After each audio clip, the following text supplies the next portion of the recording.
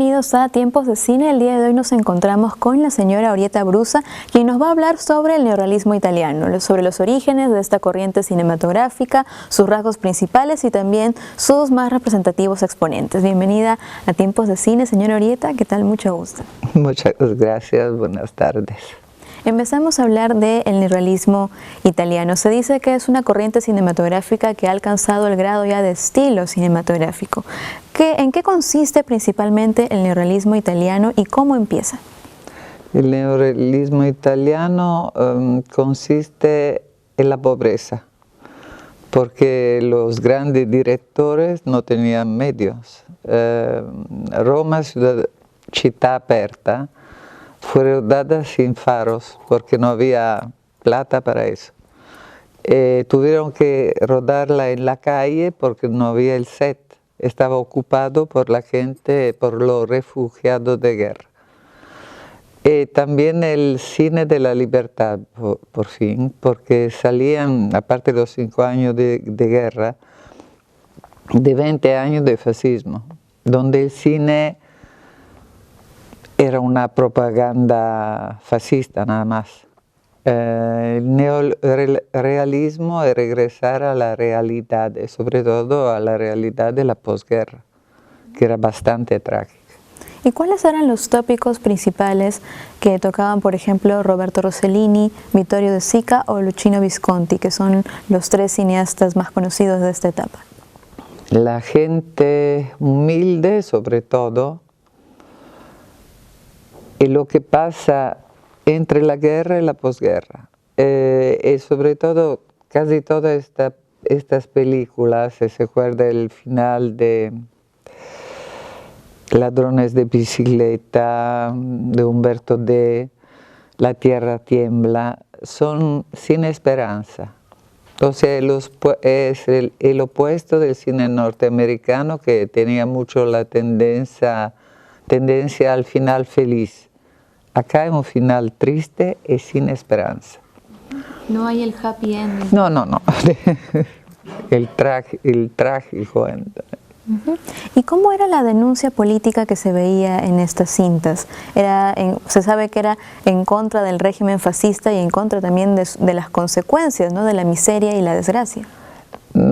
Esta denuncia es sobre todo en Roma città aperta, porque durante el fascismo. En lo demás ya no es una denuncia contra el fascismo, sino contra un sistema económico que sigue oprimiendo a la gente. Umberto T. es un jubilado que no puede ni vivir porque no tiene medios.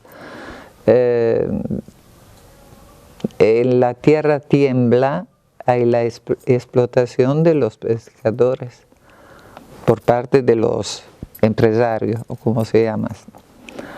Entonces no es solo, el problema no es el fascismo, que ahí se quedó, gracias a Dios, es que sigue un sistema económico que es bastante dañino para la gente común. Los 3 son comunistas, o sea, terroristas, Rocco, chavista, no sé, pero los 3 directores eran comunistas. Entonces, en esta condena a una situación social había la alternativa de una idea. Cambiamos sistema y la gente estará mejor.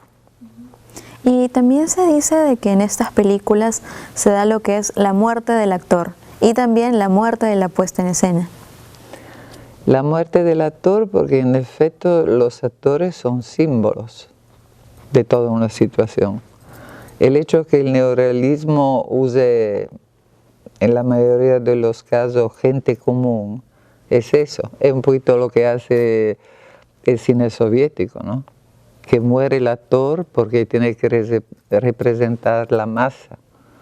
Lo que importa es el pueblo. En el neorrealismo igualmente es la gente que importa, no es el actor. Y nacen 2 nuevas figuras, la de la mujer y la del niño. Se ven muy presentes estos papeles femeninos y también de la infancia. ¿Cómo son representados las mujeres y los niños en el cine neorrealista? Mal.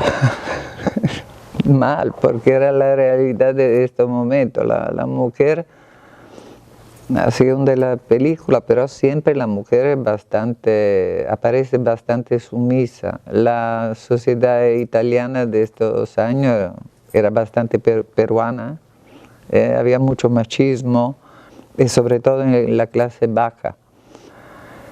Entonces la mujer se representa así. En el niño se representa muchísimo la soledad, porque la guerra dejó un montón de huérfanos. Desde Roma Ciudad Abierta hay un montón de niños cuando fusilan al cura que se van así solitos. No, o sea, se pierde la familia, porque no hay familia. Con todos los muertos, o en la guerra, o bajo las bombas, y la miseria misma destruye esta familia ideal. Hay una película en especial que se llama Alemania Año Cero, que es la tercera película de la trilogía de la guerra de Roberto Rossellini. Ahí justamente vemos cómo Rossellini se va de Italia hacia Alemania, hacia una Berlín totalmente destruida, porque no solamente en la guerra sufrieron los que eran atacados, sino también las personas que eran parte del ejército o del gobierno opositor. Y se ve la figura de este niño, ¿no? De Edmund, que es un niño que tiene que vender objetos en la calle para poder sobrevivir y poder mantener a su familia.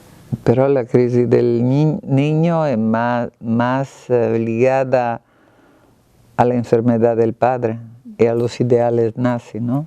Claro. El feo, el malo, el enfermo se elimina. Entra en conflicto con sí mismo. Claro, vemos que este niño es influido por un profesor con ideas hitlerianas. Sí, claro. Su hermana se prostituye con soldados aliados, claro, y tiene un hermano que es desertor buscado como ex-nazi. Entonces hay todo un conflicto en este personaje porque toda su familia, sus familiares que están ligados a él, de alguna u otra forma son golpeados y duramente por la... Pero yo creo que en el neorrealismo hay también esta, ¿cómo se dice? Compasión, pero en el sentido bueno, patir con el otro, sufrir con el otro, que tienen los directores hacia los pueblos italiano, alemán, lo que sea, que han sufrido no solo por su culpa, también por su ignorancia tal vez. O sea, habían alemanes que no tenían nada que ver con Hitler, ¿no? El niño que te podía tener de actividad en esta época, pero igualmente el pueblo sufre porque nunca es protagonista. O sea, mientras en la cinematografía soviética el pueblo se vuelve protagonista, en el neorrealismo es siempre un poquito víctima. El análisis de la debilidad de este pueblo, que no tenía ideología, no tenía una idea, estaba en las manos de lo que manejaba el poder, la política y la economía. Ahora se ha mencionado al trío de directores neorrealistas, de Rossellini, De Sica y también Luchino Visconti, pero hay un cuarto director que dicen que emergió ya en la etapa de crisis del neorrealismo, que es Federico Fellini, que se desliga un poco de estas normas neorrealistas y se vaya hacia un simbolismo. ¿Qué características conservaría todavía Fellini del neorrealismo en sus películas? Conserva los espacios libres, no maquillados, conserva el interés para el pueblo, piensa en la strada en italiano, donde hace ver ahí también no solo la pobreza de la gente, el personaje de Zampano es un hombre que ha cruzado una guerra, no se sabe cómo, no se sabe cómo. Entonces ahí Zampano es un poquito un símbolo de esta gente que sale de la nada, de la desesperación. Pero creo que ahí se separa todo el neorrealismo de Fellini, porque es demasiado simbólico, demasiado, pasa rápidamente al nivel onírico, ¿no? Desde Julieta de los Espíritus, ya la Dolce Vita empieza. Tienen mensajes que son muy simbólicos y no son neorrealistas. Simbólicos, por ejemplo, en lo que llaman la trilogía de la redención, ¿no? Trilogía de la salvación, donde está La Estrada, está Alma sin conciencia o Il Bidone y Las noches de Cabiria, que conservan ciertos, como usted dice, escenarios en la calle, escenarios un poco vacíos, nefastos, devastados. Sin embargo, que sus personajes tienen el símbolo de la búsqueda del sentido de la vida, ¿no? El existencialismo.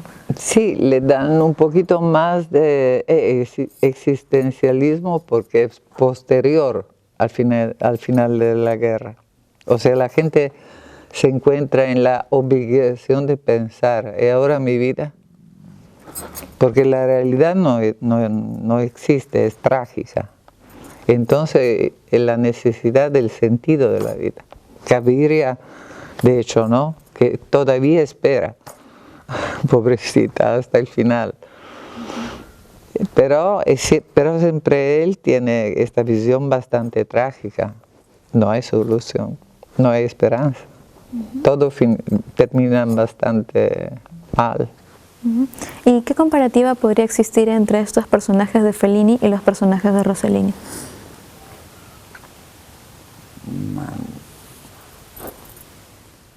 No sé cómo explicarle, pero un poquito más de calor humano. Es como si Rossellini fuera más analítico, más frío en presentar su personaje. Mientras Fellini es más humano, coge más el aspecto emocional. Si se acuerda, en Alemania No Cero, el niño sube y se suicida sin expresión. Parece que se tira en una piscina, no hay nada. Se ve el final de La Strada, Zampano llora como un desesperado.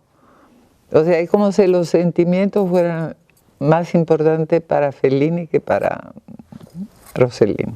Que más, digo, más analítico, más científico tal vez, racional.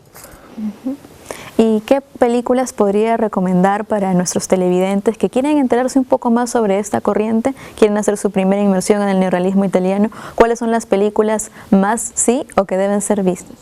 Bueno, de Sica, Ladrones de bicicleta, que es Umberto D.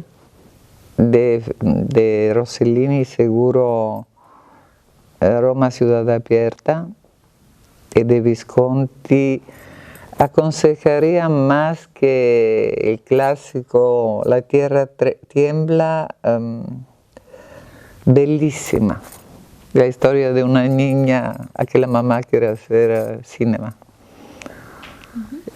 quiere que ella haga cinema, la niña, es muy interesante.